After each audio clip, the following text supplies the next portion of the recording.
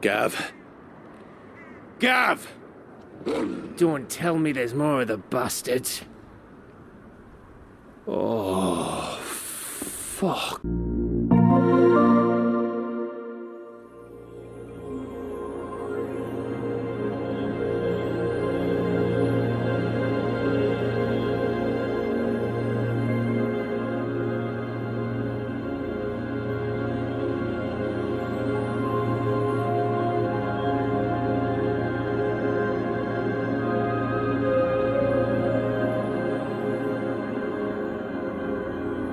Hello there, and welcome to episode 56 of the video game podcast PlayStation Pals. I'm your host, Nick, and I'm joined by the Titan to my Bahamut, Jon. Now, Jon, you were unable to bring a topic at the beginning last week, but what do you got for me today, huh? You got something? I got a house full of screaming children and dogs that are probably going to bark throughout the podcast, so I'll have to apologize for that. No. I mean, sounds like I you're will stalling. say... Yeah, I am stalling. You're right. I'm trying to think. But, this might be a little bit of a spoiler because I think we're going to talk about it a little bit more in depth. But I got to say, man, like, the thing that's been taking up my brain space for video games the past couple days is Baldur's Gate 3's close. It's creeping up on us. And I wasn't paying attention to this game at all. And they're starting to roll out a lot of the things about it, which we'll get into. But, man, does this game look like it's going to be something special. And like I said, it's kind of interesting what they're doing with the release schedule and things like that. So that's kind of been taking up a little bit of my mind space here lately, unexpectedly as well. That's good. I wasn't planning on paying attention to this game at all. Yeah. This fall, as long as everything hits, could be very interesting. It could match the first half of this year for sure. So, well, I mean, yeah, dude, we're talking. We've been talking behind the scenes and everything, just on. And I think it's an industry topic right now as well, but, is this an all-time year? And I would say, without going into the research and looking in some of the past great years, like 1998 with Ocarina of Time and Metal Gear, and in 2007 with Mass Effect and BioShock and things like that, this is cooking, man. This is a year that's going to be remembered very, very fondly. And, it seems like the hits are going to keep coming. We got that. We got Armored Core. Got Spider-Man 2. It's nonstop right now. Yeah. It's crazy. Yeah, like I said, as long as there's no delays, if everything that says it's going to release this year it'll be one of the greatest. The industry figured out delays, Nick. There's never going to be another delay ever again. They figured it out. Yeah, we'll see. Right? It's simply to just not give a release date until it's like a week out. Because I feel like that's what Helldivers is doing right now. Yeah, we'll talk they're being again very about coy, that. aren't they? Yeah, yes they are. All right, so let's get into talking about those games. So this is how the show works. Jon and I both bring 3 things to talk about for a total of 6 things. It can be a video game we're playing. It can be a news item. It can be a topic we feel like talking about. It can be an email to PlayStationPalsPod@gmail.com, or a Twitter DM at PSPalsPod, or a comment on our YouTube page, PlayStation Pals. Any of those things we feel like talking about, we bring it. So, Jon, kick things off for this episode. Oh, yes. So, shocker, guys. The big game of the summer still. Final Fantasy XVI, Nick and I have been plugging away at it. So yeah, just wanted to kind of get a little check-in here, see what our temperatures are at for the game. I'll just kind of start off here. Obviously we're not going to get into the narrative very heavily. That'll be saved for the spoiler cast that we're going to inevitably do when we finish the game. But Nick, I at least wanted to just, again, kind of focus on how special I think the combat is. How far are you, I guess? Let's get an update on that. Sure. So I am probably, I would say... my PlayStation's telling me I'm about 40% through the main story, without being as spoilery as possible. I've got 3 of the powers, I guess. If I don't think that's really a spoiler at this point. You kind of, as soon as you start the game, you realize how that's all going to function. So yeah. I'm going to guess, 2/5 of the way through, probably about 40%. Yeah, that sounds about right. Yeah. What about you? I am almost done. I have not finished the game, but I am extremely far. I have all the icon abilities. I have finished the hunt board.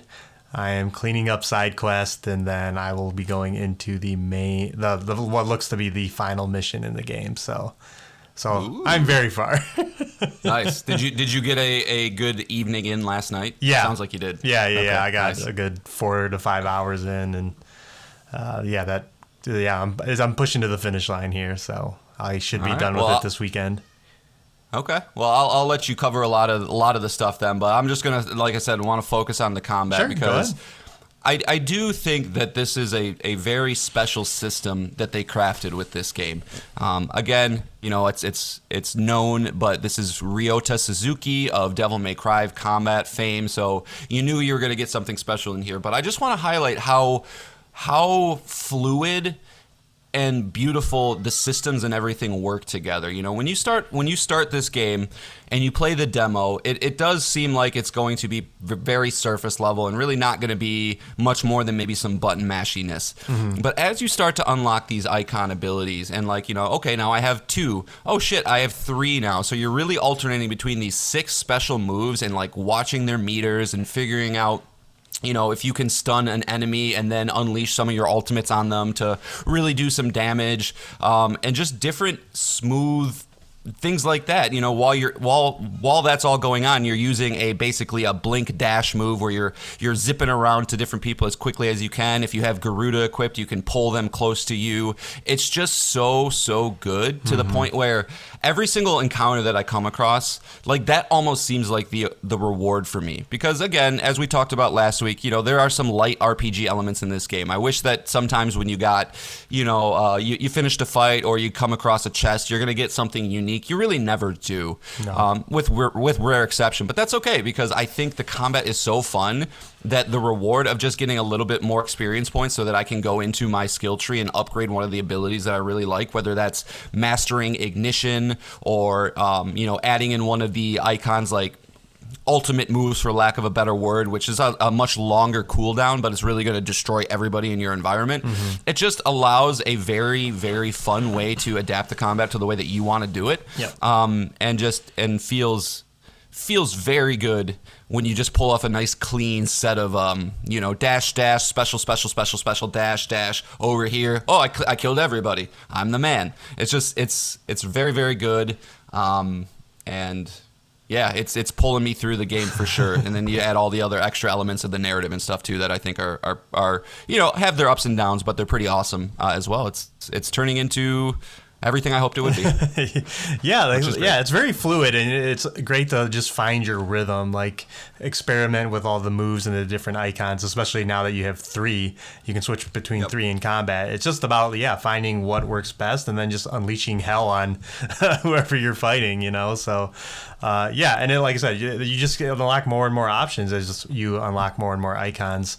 So it's... Well, and I think they did a great job, too, because, like... you know, it's a very open system, right? Like, you can respec yourself whenever you want. So if you unlock a new icon and you've dumped some points into a different one that you don't really want to use anymore, boom, pull them out, no big deal. Yeah.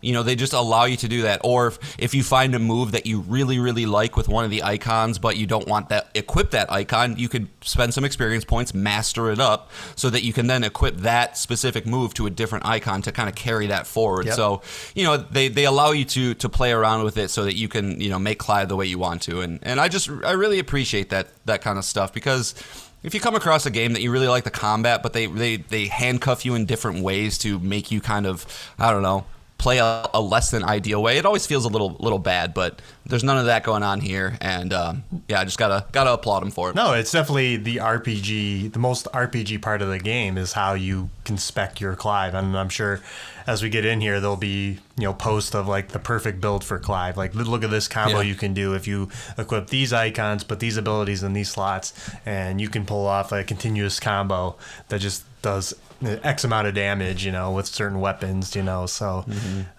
so even though it's RPG light on the gear side and everything, on the combat side, your Clive is your Clive. Like, there's probably 1,000 different variants of Clive that you can make, especially when you have all the icons unlocked. Yeah, he's a sexy little boy, isn't he? Man, that Clive. I think we talked about this, but you're with me. You don't like his default outfit that you get. No, no. You made a comment of it before I even got it like equipped. There's like a time skip, or I don't even remember the point of the story where you get it, but yeah, he looks like he belongs in Castlevania. He's got this tight black and red leather suit that's way too tight, with this ridiculous cape that hangs behind him. And I think the cape looks cool, but when you combine it with everything else he's wearing, he looks a little silly. Yeah. But, you know, for the guy who doesn't really get into customizing characters and things like that, I probably wouldn't have really like made a mental note of it unless if you said something. But when you said so, I was like, oh yeah, that's silly. And it's really too flashy for the world too, because nobody in one of the random party members or anything else like that, nobody looks like him. So no, even Sid's just wearing like a drab brown like coat. Yeah, I feel like. And then here's Clive, who looks like he's, you know, Richter Belmont going to slay Dracula. It's silly.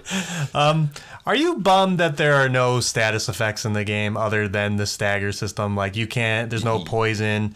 Either you or the enemy, like either or. You do get with Shiva, you can freeze enemies, so that is something. But you can't with Rama, you can't send an enemy into shock or anything like that. Like there's no like status ailments that you can inflict on, or burn damage or anything like that. Do you find that to be a downside to the game? I do. I mean, I understand why maybe it's not in there, because the systems and everything are so fast that if you're trying to like really analyze what's going on with the enemies from a elemental status standpoint, It might become just too complex. But it does seem like one of those Final Fantasy things that's just kind of absent for whatever reason. I remember playing through 10, and you come across like a fire magic character. You're like, yeah, I got an ice spell, get fucked, dude.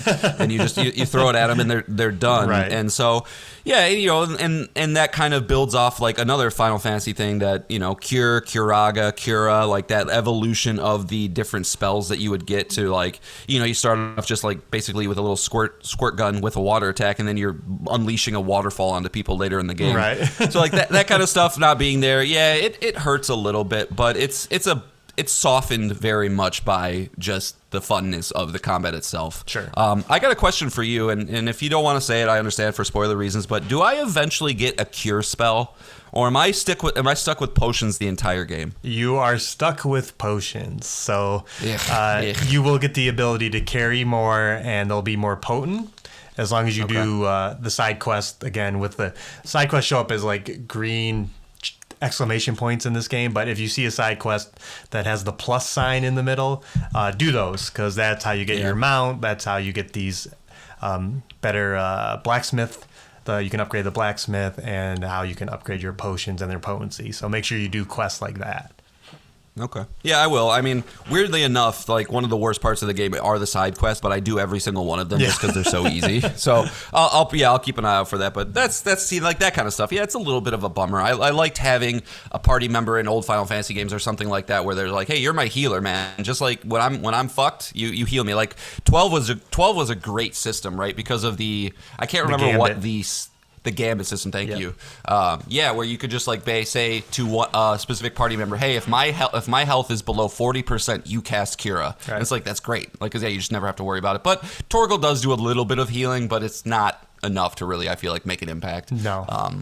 But okay, no big deal. Whatever. And what do you think of Gav? I feel like I haven't really known him enough yet. I mean, obviously no spoilers. He was kind of just like an ancillary character up to the point where I'm at in the game, and I feel like he's now kind of taking more of a right-hand man kind of thing. Mm-hmm. But I don't really know, because where I'm at in the story, he's just kind of, I think, off doing a little bit of reconnaissance for us. I don't know. He pops in and out, so he's probably like not a main character by any means, but he shows up enough to where he's just the best. He says he has some good fucks in the story. Good use of the word fuck. That is good, because I feel like the character work is fine, but they could have had a little bit stronger character presence. Sid's great, Clive's great, Jill's a wet blanket. Oh, she sucks so hard. She's so boring. she's just there to say, just, I'm the pretty princess. And it's like I add nothing. And it's fine. It's a love interest thing, I'm sure. But yeah, the character work is a little weak, I would say. Yeah, one of the mother crystals you're gonna do is more Jill heavy, but even still, it's just so. Ugh. Okay. It's just so bland. So. Yeah. All right. Well, that's good to look. I can look forward to more Gavness. Yeah. Anytime Gav's on, you pay attention. He's great. Okay. So, before we move on, I want to talk about what Final Fantasy XVI is doing to my PS5. I told you already, John, but Final Fantasy XVI is hard crashing my PS5 randomly. I'm playing in performance mode. I after this crashing started, I wanted to see, is this just exclusive to me, or are other people having this issue? And they are. A lot of it has to be with when you're playing in the graphics mode that it'll crash at specific points. But in performance mode, it's just crashing randomly. And for the most part, it's fine. I have to unplug my PS5 and plug it back in to get it to come back. But and the autosaves in this are very generous. Like unless I'm in a boss fight, I'm typically coming right where it crashed. But it is still weird, and it's happening enough to where it's just I'm over it. Stop crashing. And this is even after this most recent patch, the 1.03. But I just wanted to make a note of it that it's I'm assuming it's overheating my PlayStation, and my PlayStation has to shut down. Is what's happening. Yeah. Just on a brief Googling, that seems to be the case. I mean, there is a fix, they say, but it's rebuilding your database, clearing your cache out, things like that, which I'm sure you're just like, let me beat the game and then maybe I can do that, or hopefully not worry about it because Final Fantasy 16 will be done at that point. Right. But that is a weird thing with this game. It seems like the polish is not quite where it needs to be. Specifically when you're just running around in the world, you'll get a lot of frame skips, and I don't usually notice that stuff, but I notice it just when you're running around. When you're in combat, it's fine. Like, I don't notice anything at all. But for a game that they said they basically finished a year ago and they just were going to spend the next year polishing it, it's a little concerning that, like, what was the state of this game before they started doing all that? And it's simply unacceptable to have a game crash PS5s, even if it is a minor thing. So I'm glad you're almost at the end. How many times do you think it's crashed your PlayStation? It's up there. It's probably 10 times, I would say. Damn, dude. Yeah, it's just random. It's like I said, it's not like I can't specifically say like, oh, it's during icon fights or some of the more intense scenes. It's everywhere. I can be just walking through the world and it'll crash. So, yeah. I just, right, well. And the last thing I wanted to bring up too is, man, this game is gorgeous. Like when some of these environments they're just breathtaking. Like when you're in Sambrec, where you're walking in that giant field and you can see the castle in the background and a giant crystal sitting there. It's like God, just some of the vistas in this it's just incredible, and the game's full of them. So I just wanted to bring that up too. Oh yeah, it's a true Final Fantasy game, man. I mean, it has that spectacle. Yeah. So that's all I got. All right. So if you're ready, cool. So, all right. Well, everybody, stay tuned for John to once again drag his heels and try to finish a game while Nick's just patiently waiting. I'll get through it as quickly as I can. That's no rush. I know. It's more self-imposed rushing. All right. So next on the list here, Nick, we got treated to a little bit of a trailer for an upcoming game that we've been expecting this year, and that is from Arrowhead Games, Helldivers 2, coming to PlayStation 5 and PC later this year. But they showed us about a 4-minute YouTube video that kind of just highlighted some of the combat and systems that the game has. For those who don't know, Helldivers originally released on PlayStation 4 in 2015. It was a second-party exclusive, so this is a studio that PlayStation has definitely had a history of working with.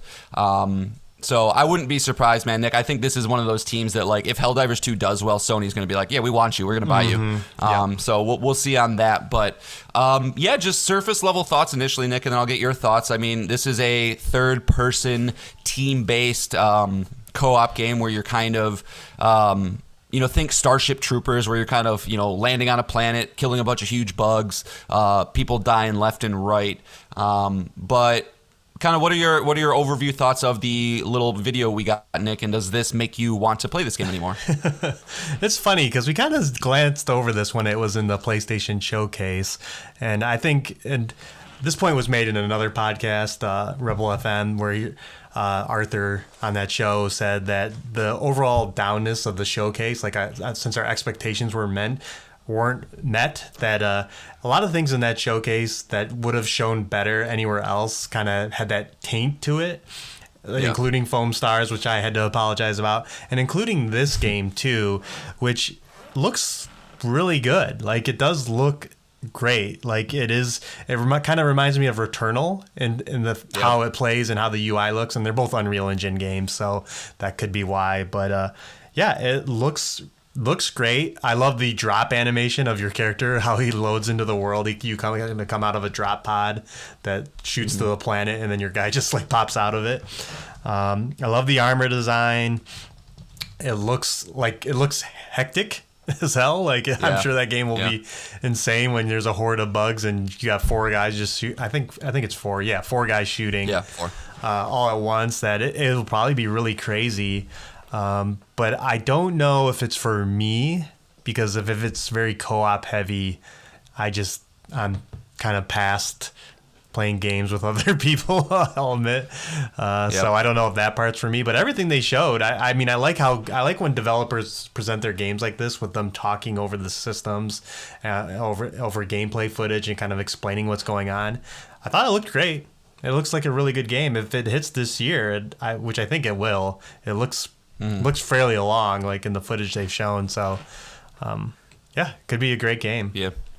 Yeah, I fully expect this game this year also. I mean, I would guess that there's some sort of internal directive from Sony about release dates. It seems like they're kind of doing the same thing that Spider-Man did, where it's like, look, until you're absolutely positively sure you're going to be able to hit that date, don't say anything. So I think this is probably the same thing, being that this is another Sony second-party game. They're financing a lot of it, so they're going to have a lot of says on that. But I agree, man. I mean, this seems to be kind of scratching that same itch that I was hoping Remnant 2 would do, where it's just a fun third-person, game to go into and just destroy as many enemies as possible while using fun, different mechanics to, increase your increase your firepower.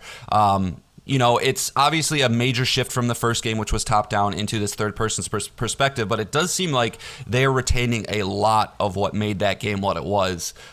Nick, did you ever play Helldivers 1 at all? Or no, it is a game I wanted to try, but again, I didn't really have any people to play with, so I just skipped over it. So. Yeah, I tried it by myself. It wasn't great by yourself, but it does have a cool system. They talk about it in the video called the stratagem system, where basically as you go through a level, you're kind of getting these different power-ups and things where you can call down a drop for you that's going to give you a turret gun or a new weapon or an increase in your armor and things like that. And it's just going to probably just factor into the replayability of it, the funness of it, where if you get a good team with a bunch of good stratagems, you're just going to destroy a bunch of bugs, and that's always fun. But yes, Nick, I agree with you. I am worried that this game will be DOA for me, specifically for me, on the arrival, just by the nature of it. Is this game going to be fun to play by yourself or with one other person? If it's fun to play with one other person, maybe I could see myself doing it. Or with just randoms, is it fun with an uncoordinated team, Right, and maybe it is, maybe it isn't, because one thing that this game does kind of well, very similarly to Starship Troopers, there's this element of comedy to it. Even though it's very violent and fast and crazy, it's, in the trailer, they're just like, everything will kill you. You could drop a stratagem on your teammate, it's going to kill you. You could spawn into the world and you're just spawn into somebody's crossfire and boom, you're dead. But that's kind of part of it. So, if there's a good balance between hey, we can just drop in, have a fun fucking time and not worry about little things and go, maybe it's great. But if it's oh, you're not going to beat this mission unless if you're a coordinated team, I don't need that. It'll probably be a mix of both. There'll be higher difficulty missions that will require the coordination, and then the easy missions will not. So yeah, but I think this game will, it's something I'm not anticipating getting on launch. I'm curious what the price is going to be because the first Helldivers was, I think, $40 at launch, but it did seem a little bit more budget. This has a lot more polish and money behind it, so I don't know if they're going for the full 70 or 60. But, we'll see. I could also see this easily coming to Extra, being that it is a Sony game, maybe at some point next year. And also that it's co-op based and you can breathe some life into the player base by just putting it on one of those services. So we'll see. I mean, who knows, man? Maybe they'll even be like, yeah, it's day and date with Extra. I was going to ask you that. Yeah, who knows? It could be. I don't think they will, but because I don't either. It's gonna sell. It's gonna sell. Yeah, I think just it looks like a game. Yeah, that will do well. It doesn't need the extra attached to get a player base going, but it will be there eventually for sure. I wouldn't be surprised if this is a $50 game. That is my guess. That'll be 50. Yep. And lastly here, I just want to read a quick little blurb from one of the reviews from Helldivers, and so just to kind of give people a flavor of like how it was received. But it did get an 82 on OpenCritic with a 9 from IGN, the first one did. So it's high quality, but it says Helldivers combines the best part of a shoot 'em up and strategy genre and delivers it with excellent co-op minded gameplay. However, this is its downfall, as critics note how it is not as satisfying to play without friends. Yeah. So we'll see how that shapes up for the second one. Sure. But yeah, Helldivers, look forward to it later this year. Yeah. PC and PS5. All right, so let's move on. Again, the fall is heating up, and a lot of the games that are coming out this fall are, starting their marketing cycle. So, and that includes Mortal Kombat 1, which got a new trailer this week. It focused on the Lin Kuei, which is the ninjas of the Mortal Kombat universe. This trailer did focus a lot on Sub-Zero and Scorpion, but it announced 2 more fighters, Smoke and Rain, who are returning fighters from Mortal Kombat past, and 3 more cameos. The yellow cyborg ninja Cyrax, the red cyborg ninja Sector, and the female Sub-Zero Frost are now cameos. And if you remember, cameos are fighters that you can call in during the fight to extend your combos, perform grabs. They'll participate in the fatalities and whatnot. John, what did you think of this trailer? I think it's more of the same. It's weird, man, because especially after we played a little bit of Street Fighter 6, it's how do you not compare those 2 games together? And while I think it all looks great, it's simply more Mortal Kombat. And I just don't see them doing as much reinvigoration and reinvention with the formula and franchise to set itself apart, just like Street Fighter did. So I think, the fans who are into the series, who are into fatalities and over-the-top everything, going to be super fun for you. The cameo system is not enough of a game changer to get me to want to check out the game. And the characters look great. I'm always a fan of all these ninjas. The ninjas I don't know how they do it, but they make all of them awesome. Yeah. And, so I think it will be good, not groundbreaking like Street Fighter 6 seems to be right now. Yeah. If I was to predict, it'd be like a high 80s review, because it does look good. Like visually, it looks good. The combat looks fluid. Obviously they're experts at this point at this, so this game's gonna hit. It's gonna have a great single player. It's gonna be just an overall great fighting game package.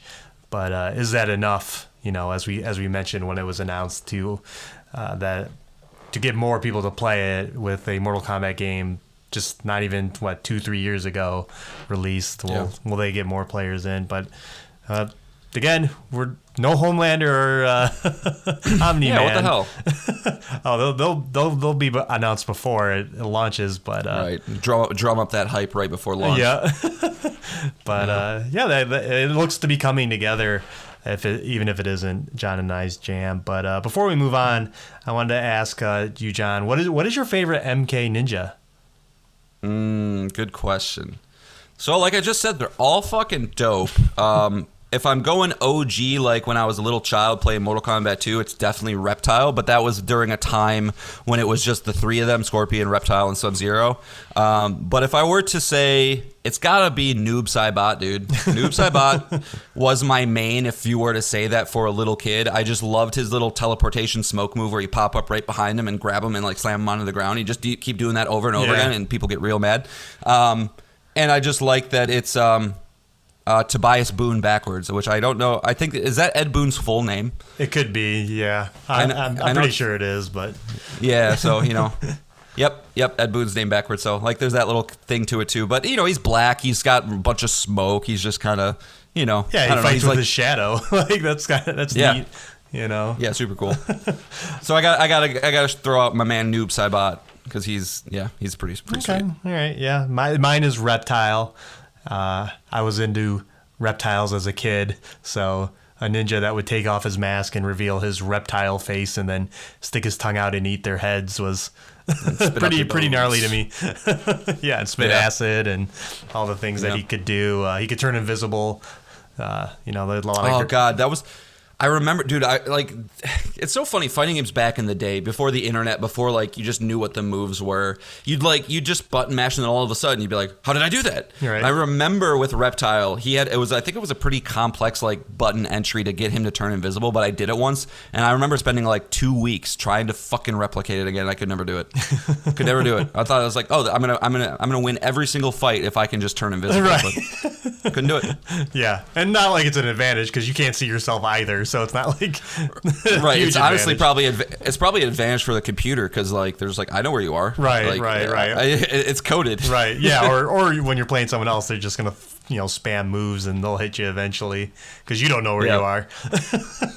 Exactly. So yeah. Yeah. You had to have block. You had to be blocking and then hit up, down, high kick. It's like you can't hit. You're just gonna jump up, down. Fuck off. Right. It's impossible. But yeah. Yeah, so the game looks good even if it's not for us, but I'm keeping an eye on it for sure. I said the same thing about Street Fighter and ended up getting it, so we'll see what happens here. Yeah, I mean, it's just one final note. It's just not to keep drawing the Street Fighter comparison. It's just when I think of everything that people are talking about, critics and fans, of what really elevated this one from the previous ones, it's the inclusion of the modern controls and. Yep. And the single player mode. Those are like the two things that they went above and beyond to radically change the game. And from even our short time playing it together, Nick, and yes, he beat me most of the time, but I did beat him once. Everybody, I want to say I beat Nick once with Zangief. No, it wasn't Zangief. It was the Wind girl you beat me with. I forget her name. Oh, that's right, the little girl with the sticks with a rock at the end of them. But I could even tell from that short amount of time playing it that they did such a solid job of dumbing the game down to the casual level where I can now want to get into it. And if you can't get that with a fighting game, like for the casual person that you want in to grow the franchise, it's a tough sell. So I'm curious to see if without that level of making just the barrier of entry a little bit easier, if it's going to just kind of be yep it's another Mortal Kombat, we like it, or if it is going to be able to be pulled up to those like upper 80s, low 90s and be a reinvigoration of the franchise like Street Fighter 6 was, just with how good it looks. We'll see, but I don't know. Quickly on Street Fighter 6, they announced that they sold 2 million copies. What do you think about that? That in the 1 month they did 2 million. I think it's good for a fighting game. I mean, it's a niche genre. They get a lot of publicity and a lot of play, but I think it's because it's such a legacy genre in the industry, right? Mm-hmm. Like the early 90s was such an important time for video games because, the video games were kind of dying. Like when in the 70s and 80s, when with the rise of the Atari and things like that, you'd have all these crazy consoles, ColecoVision and Jaguars and all this other stuff, and it got too much to the point where people kind of started to walk away from it, I think, a little bit. And with the rise of the Super Nintendo, you had your Marios and things like that, but it can't be overstated how important Street Fighter and Mortal Kombat were to those times. So I think it's literally 30 years later kind of carrying on that same type of momentum. But I think 2 million in a week is really good. sorry, in a month is really good because these are games that have a lot of legs. You know, it's next gen only, so as people continue to get more of these consoles, you're going to see more sales of it. It's going to have long legs. It is? Yeah. Oh. Well, then that makes it a little bit less impressive, but I still think it's good. I mean, I don't know what the most sold Street Fighter game of all time is, but I think it's good. It's not as good as Final Fantasy selling 3 million in a week on a next gen only console, but I don't think fighting games are for everybody as much as people think they are, if that makes sense. Yeah, and I think it is impressive, and given also the competition, I mean, it launched a week with Diablo 4, and a couple weeks later, Final Fantasy XVI came out, so it was a busy month on top of it being a fighting game. But I think that's very good. I'm sure they're very happy with that result. I'm sure this game will do very well by the end of the year. But I'm curious what its comparison to Mortal Kombat as far as sales will be, but I guess we'll find out. And here's a good comparison. I mean, Street Fighter V in 3 months reached 1.4 million. Wow. Overall, it sold 7.2. So that's pretty good. That's a very, very, very strong outing for this one. Yeah. To put it in a little bit of context. Okay. All right, so let's move on. As John mentioned in the header of the show, let's talk about Baldur's Gate 3, another under-the-radar big release that is coming to PlayStation 5. Baldur's Gate is a storied franchise. The 1 and 2 are very, very well reviewed. It has been quite some time. Baldur's Gate 2 released in the year 2000, so this is 23 years later. And this is coming from Larian Studios, who made the very, very, very excellently reviewed series Divinity Original Sin 1 and 2. So there should be more hype about this game, but again, in a year as stacked as it is, it's kind of flying a little bit under the radar. The first thing, though, I want to talk about is their release strategy. So the PC version of this game is coming August 3rd, and the PS5 version is coming September 6th. And if you remember, a big release is coming September 6th, and that is Starfield. So if you only own a PlayStation 5 and you're feeling the RPG blues because you're not able to play Starfield, Baldur's Gate's got your back. Yeah. And as far as the PC release, it is staying clear of Starfield, so they're going to be kind of have that month advantage to get ahead of the Starfield, which I believe will suck all the oxygen out of the room when it releases. So, what do you think of this release strategy? I think it's smart if you can do it. I mean, Baldur's Gate is historically through and through a computer game. They've adapted it to consoles, I think, just based on their experience working with Divinity, Larian Studios, that is. So I think it's smart because if you're ready to go on PC, why not move it up? That's where the bulk of your players are going to play anyway. That's where I think this game needs to perform and do its best, be on its best platform there. So releasing the console version later on the same date as Starfield, I think it's not going to really cannibalize itself that much, being that Starfield's Xbox exclusive, this is PlayStation 5 exclusive. You really can't cross over unless if you own both consoles. And it's going to be a game. Both of these games are going to be games that are going to take months and months and months to beat, especially for a person like me. So I think it really, it just kind of puts the onus on the player to say, hey, man, if you want to get it early, if you have a PC and a PlayStation 5, you can get it early if you want. Try and get ahead of it and then get ready for Starfield. Or if you want to wait and you don't have a computer, you got it on this date anyway. It shouldn't matter because Starfield's not for you. Blah blah blah. It's just, it's kind of a weird, unique scenario that I think is beneficial for him. Yeah, I agree. I think it is a very smart choice, and as you mentioned in the header, is this is a game that's probably going to review very well and really beg us to play it. And I'm going to put the cherry on top. I don't know if you knew this, John, but I think this is really going to sell the game for you. Did you know J.K. Simmons is in it? No. He is. He is playing General Ketherick Thorm. How do you feel about that now? I mean, J.K. Simmons is the man. He's got one of the most recognizable voices in all of entertainment. His J. Jonah Jameson is legendary, and I love Whiplash is an incredible movie. So, yeah, I will take J. Jonah Jameson, J.K. Simmons in anything he wants to be in. I think he's got to secretly be just a huge nerd, isn't he? He's got to be. Probably. Like, I feel like just the amount of like kind of projects like this that he attaches himself to, you know, Portal and Spider-Man, and now this. It's Invincible. like, yeah, he's a nerd. Omni-Man. Invincible, yep. Yeah. So. Oh, the odds of awesome. him being in 2 games in 1 month, he's gonna pull Ralph Ineson. He's gonna yeah. if he reprises his role as Omni-Man in Mortal Kombat 1, he'll be in 2 games in the same month too. And then the following month he'll be in another one with Spider-Man.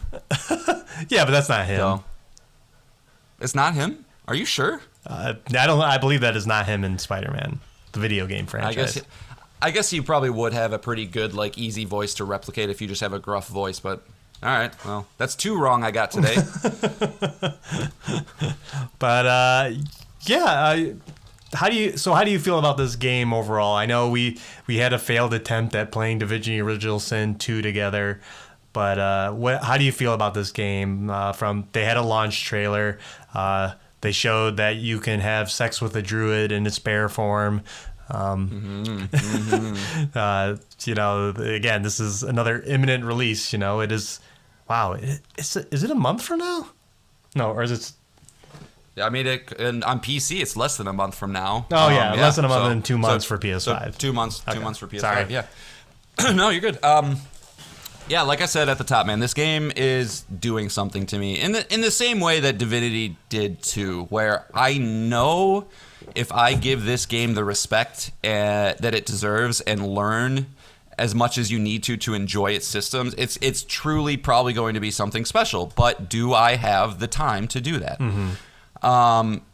And it's interesting because usually I'm like, no, I can't do something that big. But I truly feel like, just to put it in perspective, Baldur's Gate 2, which again is a different team 23 years ago, that received a 95 on Metacritic. Divinity Original Sin 2 from this team received a 92. This is the perfect marriage for this franchise and this studio. And they're going to take what they learned from Divinity, inject it into this already amazing franchise. I don't see how it's going to be anything less than spectacular. The question simply being, is it worth it to really try and spend the months and months and months and the amount of time needed to get into it? And I want to say the answer to that is yes, it would be worth it. I don't know. I don't know, but I don't know. It just might be a thing where, the reviews come out. It's incredible. I start watching some YouTube videos. I start to understand the system, then I just have to do it. But it is just coming at such a weird time because being the slow game player that I am, I'll probably have Final Fantasy wrapped up towards the end of this month. I still have Tears of the Kingdom. I want to play Armored Core 6. I want to play Spider-Man 2. It's like, where do you insert this game? So, again, it might just be wait for a sale or for a random time. Right. Where I have nothing else to do, but it's going to be a hard one to resist.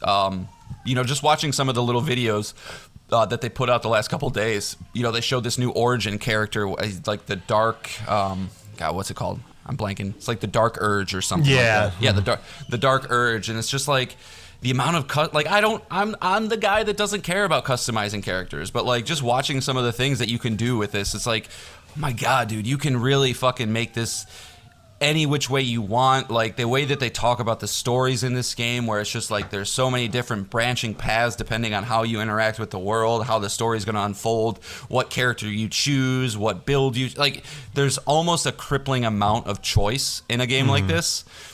But I just a quick little aside here.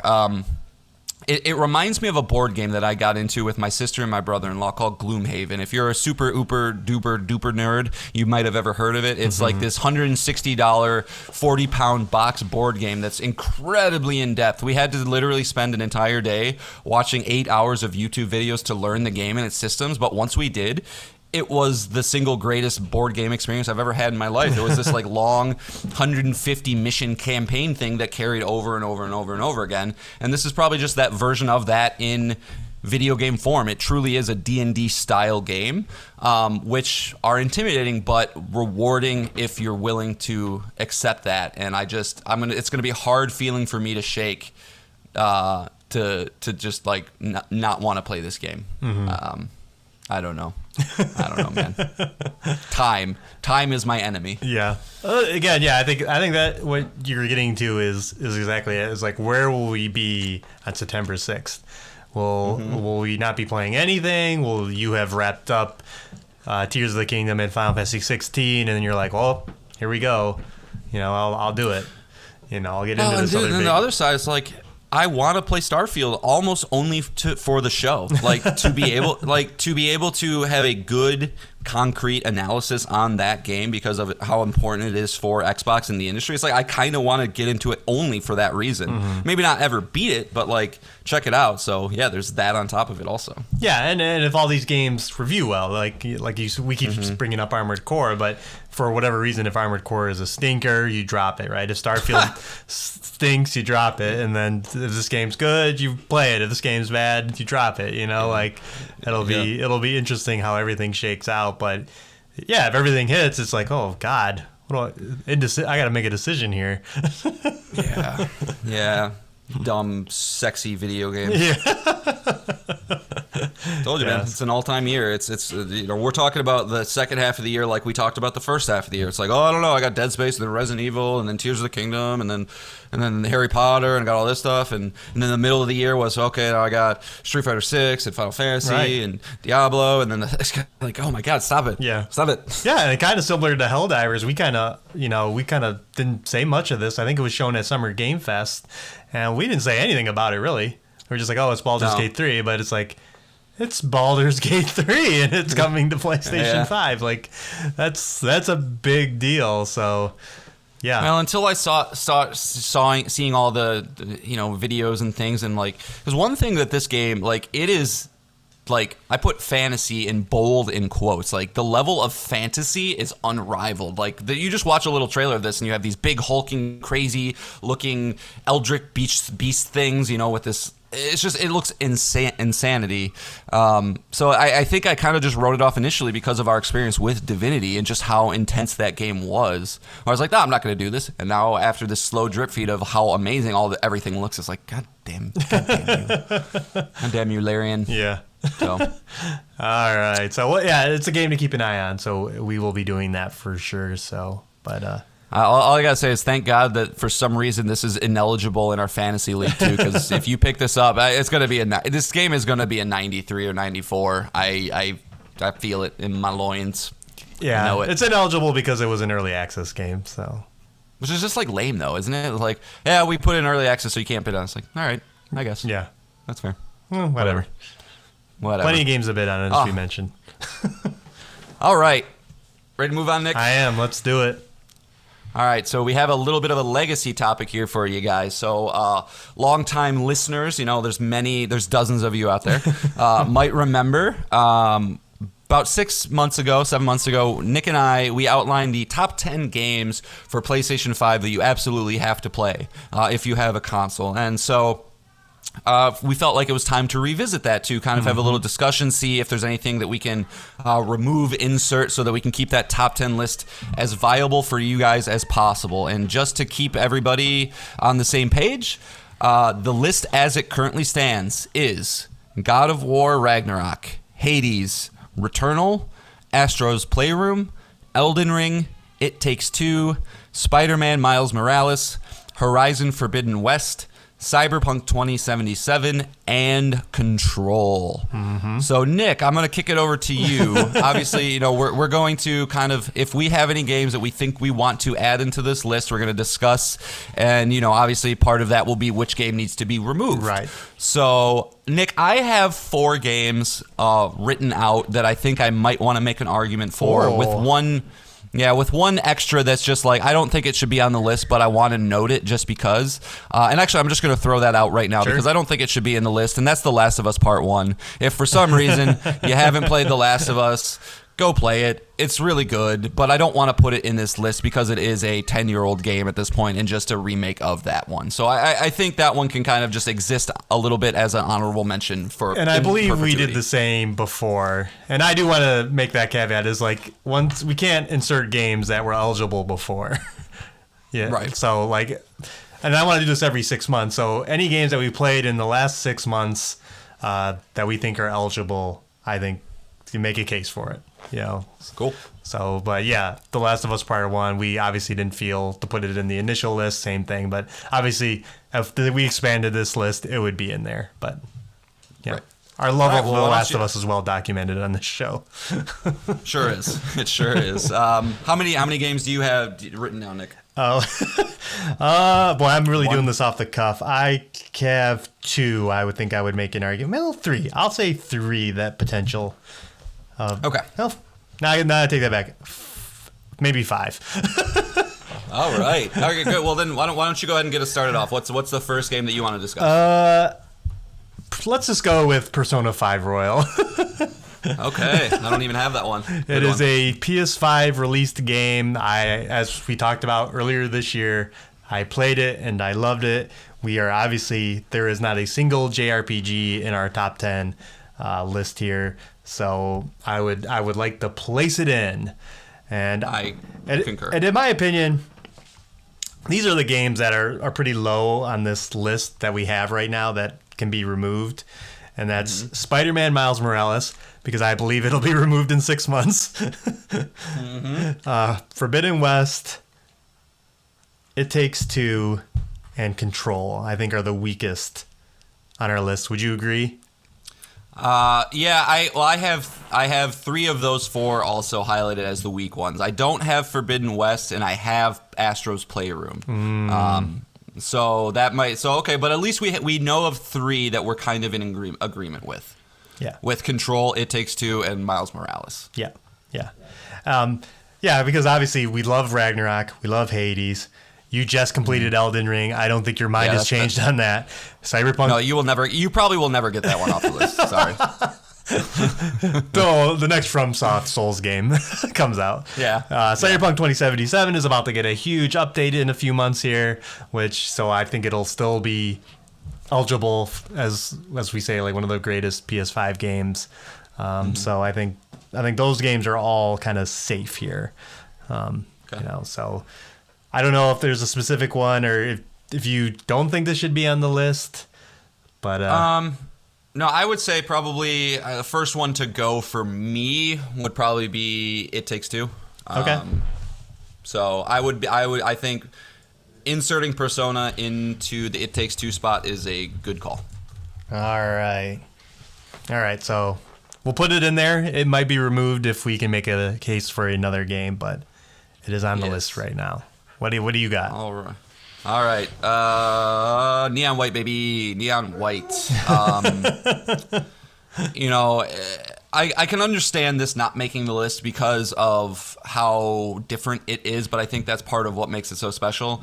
And when I just think back on my time with a lot of these games, a lot of them didn't have the lasting impact and just full-on obsession that this game caught with me for a good 2 weeks. Like I've never dedicated myself to a platinum trophy, with maybe the exception of Rayman Legends, because that took me 6 months to get, like I did with this game. It's just pure perfection from a gameplay standpoint. The movement systems are incredible. The story is a little bit to be desired, but it's still serviceable for what it is.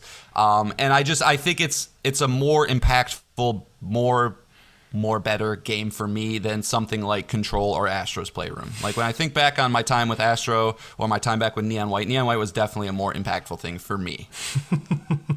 Well, you don't have to convince me on Neon White, so I am in agreement. I liked how you use the term "more better." We keep saying that in this podcast. We got to remove that from our vocabulary. What do you mean, dude? That shows how smart we are. Yeah, I actually have it written down to stop saying that because I think I say it once per episode. I didn't even notice. I guess I don't listen to the podcast though, so I guess that's part of it. Worst. But I know. But yeah, you don't have to convince me. Just what do you think it should swap out? Let's get rid of Control. All right, I'm with you on that. Control's Great a game, Control. little dated at this point. Not that Persona 5 isn't, but Yeah, right. all right. So out with Control, in with Neon White. All right. So let's see. The next game, God. So the next great game that I played in the time since our last list was Star Wars Jedi Survivor. I love this game. I platinumed it. It is, again, it is a next-gen game. It feels like a PS5 title. And I definitely like it more than Horizon Forbidden West. But, again, you have not played Jedi Survivor. So what are your thoughts on that? That's a hard one for me. You know, be of course that I haven't played it is hard to come to any type of assumption or whatever about it. I've heard, you know, from what I've read and seen and heard, I've heard, you know, it's very good. It's a very good Star Wars game with fun systems. So I mean, at the end of the day, Nick, like I defer to you if you truly think it's a better game. Like Forbidden West, to me, its strengths lie obviously in the way that it looks. I still think it's probably the greatest looking video game of all time, truly, just based on its performance, the way it looks in the truly open world. Story is meh. But some of the gameplay systems I still think are some of the best in video games. Taking down a big giant mech is really satisfying when it's done well. But I know how a little bit long in the tooth that game can be. But I would just challenge you. You didn't play Burning Shores. What about that? I didn't. But that's not what we're talking about. I mean, I guess it kind of is. I mean, it doesn't have to be Forbidden West. Again, Miles Morales, Astro's Playroom. Sure. Well, let me ask you this. I don't know what else you have written down.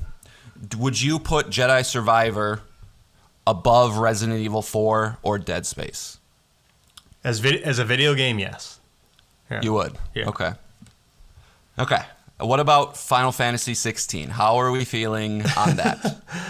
I was not going to bring that one because I haven't beaten it. Okay. I think that'll be Save that for 6 months. Yeah, I think we save that for when we revisit this in December or January. Okay. But because you're definitely not far enough to argue for it. No. I mean, here's what I would say. So the only other two games I have written down that are Resident Evil 4 and Dead Space. I think it would be... Same here, by the way. Okay. So I think replacing Miles Morales with one of those is a good spot to start with. I would keep Horizon on there over Miles. Okay. You know, so if we want to replace Miles with if you are truly into Star Wars, we can do that. Yep. But I think that's a better game game than Miles Morales anyway. Okay. So Star Wars Jedi Survivor, and then we have to decide: do we want Astro's Playroom and Forbidden West instead of Resident Evil 4 and Dead Space? That's kind of where we're at, I think. I personally like Resident Evil 4 a little bit more than Dead Space, which is weird because I would almost argue Dead Space is a better game, but I just can't shake. And maybe I have to simply go back and play it. It could have been one of those not in the right state of mind games, because I don't know if you remember, Nick, way back in the day on the podcast, we had a conversation about what our most anticipated games are, and I think I had Dead Space Remake at number 2. Yes, you did. I was super excited for it, and I still love that game, but I think it was just the last chapter of that game left such a bad taste in my mouth that I just all I could think about was finishing it and getting through with it, so I didn't have to do that dumb last chapter again. And that, you know, so it's hard to analyze that versus Resident Evil 4, which I thought the whole way through was a good time, but maybe not as strong in certain elements. You know what I'm saying? Yeah, sure. Yeah. So I mean, do you put Dead Space a little bit higher? Boy, I don't know. Because these remakes are always so tricky. I don't know. I don't know, man. Okay. They're both very, very good. Do they both belong on the list? Does one belong on the list over the other?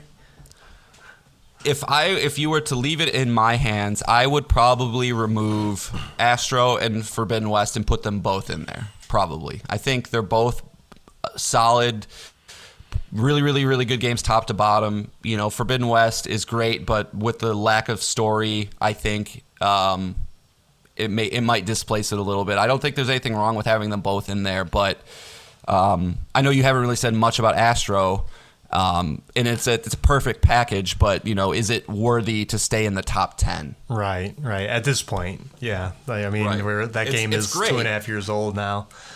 Yeah, it's great. It's you know, it's still the greatest example of the DualSense controller. It's very, very pretty to look at. It's just simply, at the end of the day, kind of a tech demo. And is it as impactful to you as either of those two horror games that came out earlier this year? True that. Yeah. No, I'm with you. I'm Okay. for that.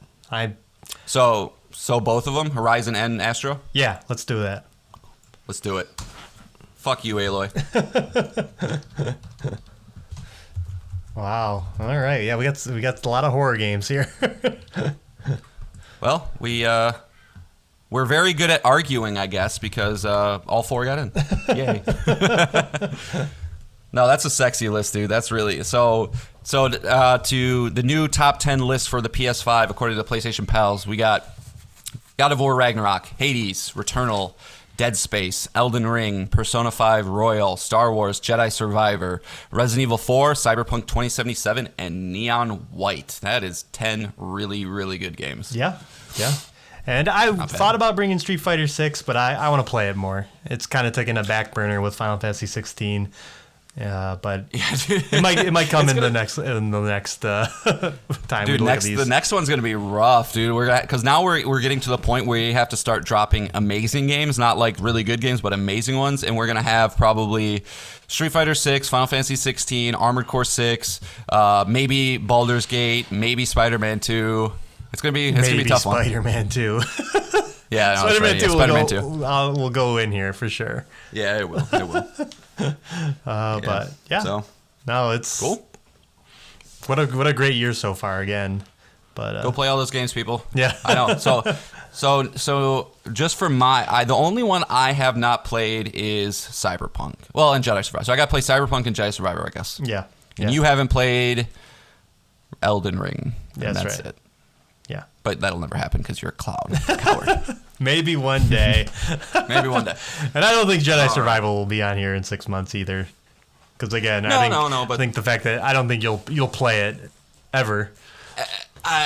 It'd be hard, man. I mean, I haven't played Fallen Order in me, and then also when do I insert it? So We'll see. And Spider-Man 2 will make a better case for a third person mobility and combat game that it'll probably be way better. So yep.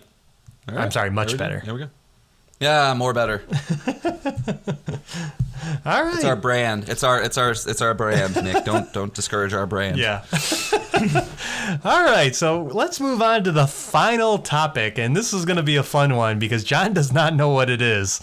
I left it as a mystery in our show notes. So longtime listeners might know that John and I we're pretty much in an agreement on a lot of things. I don't think we've ever had an argument on the show, have we? I remember arguing about something, but I don't remember what it was. But no, it doesn't happen a lot. You know, obviously, me not playing Souls games is a thorn in John's side, right? Like, that's obviously something. Me not liking Rockstar games is a thorn in everybody's side. Yeah, or how John feels about character customization. He's not big into it, which is ridiculous. You know. Yep. But there is a topic that will get me and John fired up pretty hard, and we have not talked about it in the podcast itself. Oh no. Do you have an inkling? Are you getting a rumble in your tummy? Is it Marvel or Star Wars based? No.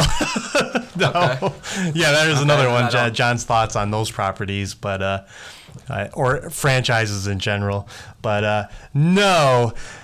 This is about a game that isn't on PlayStation. It is about Super Smash Brothers and the correct way to play this game.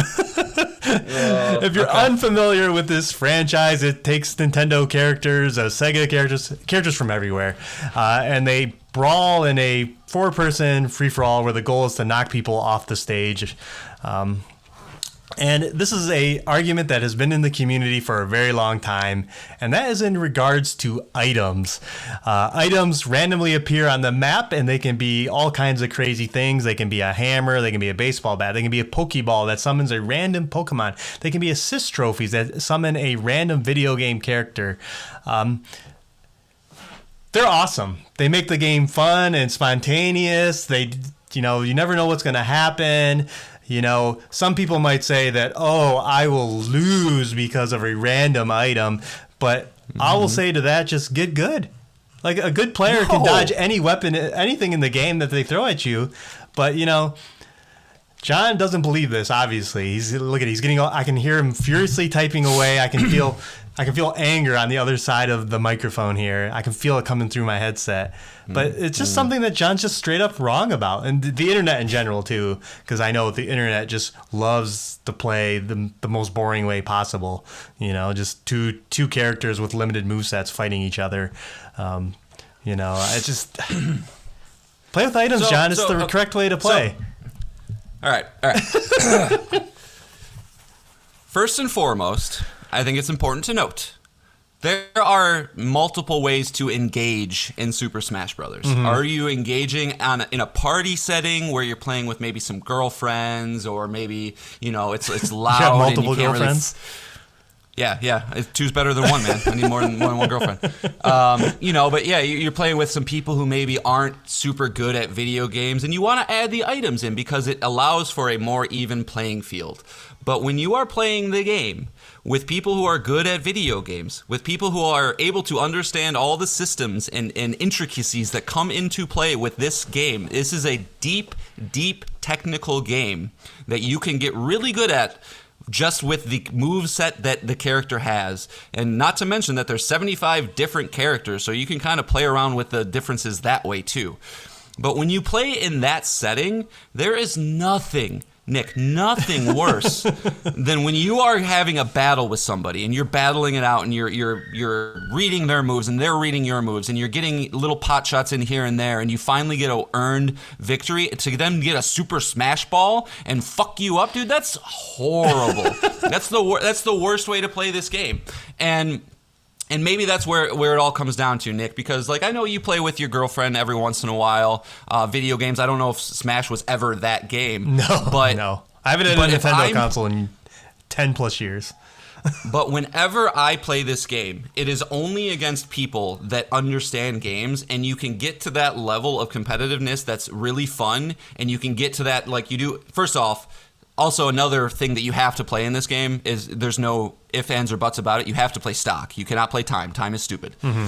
So if you play stock and you have five lives against the other person's 5 lives, and you have a back and forth battle, there's nothing better than that in this game. If you start incorporating dumb little guns and things that start to throw off the way that you can use your character that you've perfected, it lessens the experience through and through. Wrong. No. Items are fun. They bring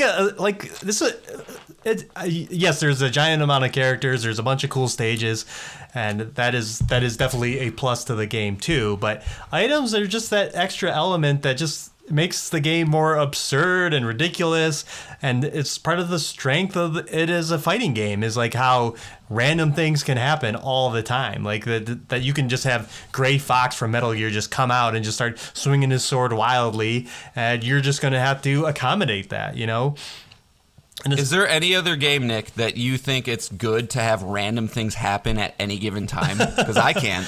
Imagine if you were playing Street Fighter and all of a sudden the other guy gets a flaming sword and his reach is 3 times as big. Fuck that. You would hate that, right? And I know it's you're probably thinking, well, that's apples and oranges, Jon. That's a 2D plain one-on-one fighting game. Right. But I would argue the point. In what scenario is random things what you want in a game? It allows it simply takes away any agency you have as a player.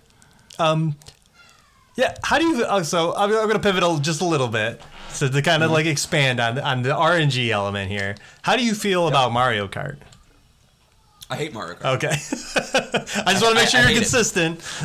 Yeah. No, I it's funny. Anytime, like, Smash Brothers and Mario Kart, those are like the two party games, right? I feel like they've been the two party games for us growing up. You could throw Mario Party in there as well. Yep. But whenever I'm with my friends and they're like, let's play Mario Kart, I groan. I go, I don't want to play, guys, because there's nothing worse than the rubber banding effects as well with those random bullshit. Like, oh, I got lightninged, and then at the very end of the match, I got second place. It's never a good feeling. It's never a good feeling. It's funny. It's like you could tell, like, John is so competitive. That's what I'm getting here is John is so competitive that random elements contributing to his losing, he can't stand it. No. Listen, man. Life is too short. Time is too short. We spend all this time on this earth to get good at things, right? Like you find the things that you love. You find the things you're good at. For me, it's baseball, sports, and video games. That's what I enjoy. And for baseball, for instance, right? Like, hey, I put all this effort and years of practice in, and guess what? It paid off, and I won a state championship, and that was a great feeling. Like if I'm playing a game, and it's not on the same playing field because one thing is a life experience, the other thing's a bullshit video game. I get that. But if I'm putting the time and effort in to get good at this game, it's just how can it be fun to just have ex-girlfriend come in and be like, haha, I got the hammer, run away from me. It sucks. It sucks. I don't think either of us will ever be able to convince the other one in any way. But like so even like okay, let's take a step back. I can understand like Smash Brothers, right? You get your four-person match. I kind of understand a four-person match having items. I never play four-person matches, though. Almost every single time I play Smash Brothers, and specifically there was this one guy I grew up with. His name was Tony. Like, we would always play. We were equal levels, so we could play 15 matches, and it'd be 8-7 at the end of it. It was a great competitive scene. So I can understand if you're playing with four-person Smash where it's, we're not doing this seriously, having items in that scenario being fine, I suppose. But are you telling me, Nick, you would still want items in a one-on-one situation? Yeah. Ugh, no, can't. And I wonder, I guess, when you talk about Street Fighter, right, it's like, ever since when I did play Smash Brothers, when it came out in N64, I just played with items. Like that was something I did. Yeah. And so like it's always felt to me as the correct way to play the game. The items were always an element you just had to account for. And back then, again, within my little small friend group, like the items wouldn't matter. Like I would destroy them regardless. Like sure. You come at me with a hammer in N64, I could get around it. Like that's how good I got at that game. But what about a fucking like Maxim Tomato and you're like beating the shit up? Oh, you're at 0 again. Great. I don't remember if those were were they in the N64 version? Mm-hmm. Sure were. I don't know. It's just again like my skill level at the time would account for it. I just beat the shit out of you anyway. But yeah, but and I will admit, yes, like when I played the N64 one, that's the one I got good at as well. I would leave Pokeballs on. I will admit that I would leave those on because I liked the added. And it's kind of funny, the added moveset that throwing an item could have. It wasn't so much about the Pokeball itself, right? It was about the ability to throw them because it was always fun to throw an item across the map. But I think as Melee and Brawl and Ultimate came out, and now I don't even know how many items there are in Ultimate, dude. It's like I don't know what any of these do. And yes, I'm going to be a stubborn old man and refuse to learn what they do. That is again, I play one-on-one. That is a good context, and I was going to bring that up as well. Is like, yeah, again, I've been out of the Smash Brothers ecosystem since Brawl, the GameCube one. So obviously the game's rosters have expanded, the items have expanded, the randomness has expanded. Like I can't imagine there's probably over 100 items in Smash Brothers Ultimate that I just don't know about.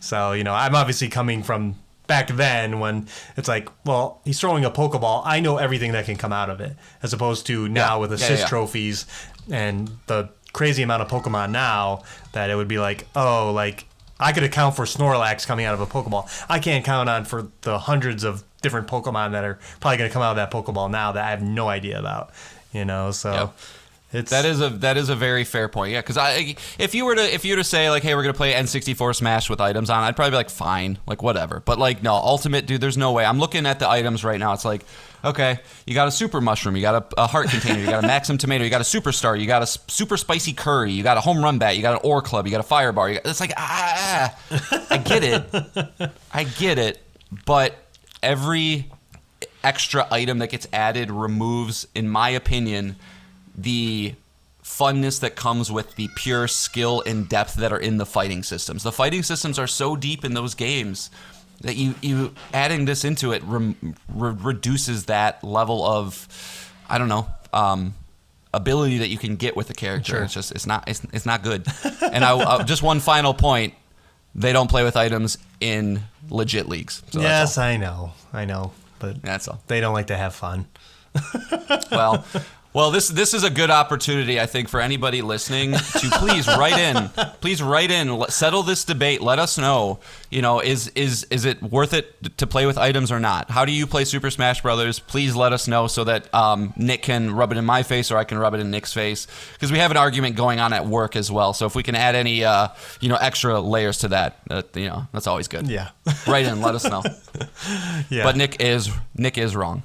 No, John is wrong, but anyway. Yeah, I knew that would be a fun one. Good topic. All right, so yeah, that is 6 things. We did it. We apologize for recording later. Schedules just work out that way sometimes, and I know, again, this is not another video podcast, and we're gonna stick to video. We're gonna rework it. We're gonna make it better. How we record video podcasts. We need to figure that out, but rest assured, we'll get there. Yeah, it is definitely coming back and will be part of our normal routine going forward, but we just want to perfect it first. Teases next week we'll get some PlayStation Plus extra games for July. I will have completed Final Fantasy XVI, I believe, and I probably will spoiler-free review it. What do you got for me, John? What are you bringing? Let's see. Final Fantasy 16. There we go. Yeah. I think I mentioned it. I did briefly start Cult of the Lamb, but with how good Final Fantasy is, that's gone completely on the back burner. Might touch on that here and there. No, man. I think it's just focusing on that. Yeah, for sure. Yeah. We gotta empty our backlog so we can be ready for this fall. Yeah. Thanks, Zelda. Yeah. You'll never play that game. That's not true, but I'm hoping. I know we didn't talk about it on the show, but I'm hoping Nick is, his girlfriend's B-Day's coming up. Might get her a switchy. So maybe, maybe throw Tears of the Kingdom your way if you're interested. We'll see. That's true. I could start talking about Nintendo games, bringing them to the show if that happens, but we'll see. Right, hopefully she's not listening. Yeah. Oh, yeah. Sorry, Courtney. But all right. What song are we leaving him on, John? You didn't let me know, so I'm learning now. And I forgot about till 1 minute ago. I was hoping you were going to stall, and you did. So thank you. We are going to be listening to BFG Division from Mick Gordon, the Doom Eternal soundtrack. We're gonna bring the heavy stuff again. It's just pure rage in song form for 8 minutes straight. So if you need to, make sure you're not driving because you'll probably break some speed limits. Make sure you're not angry with anybody in your life because you might want to punch them. But Mick Gordon bringing the fire with the Doom Eternal. I'm gonna kill you because I bet you we've done that song before. No, we did. No, we did. The only thing they fear is you. We've done that before. You sure? Positive. Yes, 100%. Okay. All right. Well, if it is the same song, you'll be shamed on the next podcast. Crap. I'm 93% sure. You should give us a real-time. Can't you real-time check this, Nick? Can you real-time check this or no? I mean, it doesn't make for great audio, but yeah, let me see here. Do you want me to sing? I can sing to the crowd. We did Rip and Tear. I just have it listed as Doom Eternal. Okay. So that's... that was probably the only thing they fear is you. Let's see. Because let's see. You're probably right. You're probably okay. right. Okay. I don't so like you're to be all right. shamed. You're all right. You're good. All right. Well, yep. So BFG division, pretty fucking awesome. All right. Yeah. Just drive slowly if you're in your car. Yes. So yeah, that's it. That's 6 things. We will be back next week with another 6 things. As always, we thank you for listening to us. We love doing the show, and we love that you're listening to us every week. So thank you. So Play Smash with no items. yeah, no, don't do that. But we'll be back next week. Love you guys. Bye. Alrighty. Bye-bye. Take care.